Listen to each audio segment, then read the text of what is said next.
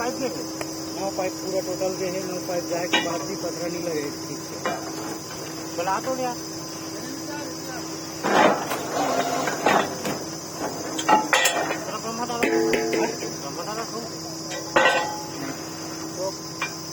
Bore है और मतलब पथरा अभी नहीं करा था।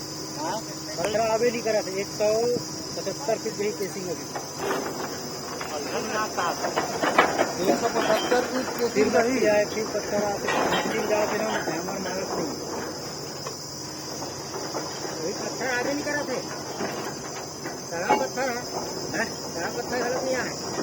अरे पथरा आते लाल पथरा फिर मट्टी आते फिर फीट चला था पूरा। पानी 3 HP के खावे कैसे करना है तो बताओ। वही एक 200 फीट जान देना भी नहीं और कहाँ से 200 फीट नहीं जा ये देखा कि करें नहीं 200 फीट जान देना भाई नहीं नहीं वो ये उसमें अगर केसिंग डाल के छोड़ो तो ये धारी है जो धारी है मेन पानी है डाल देंगे। मेन पानी है अगर से चूल्हा है तो कहीं भी कहीं पाते होकर मेन पानी भैया रिपीट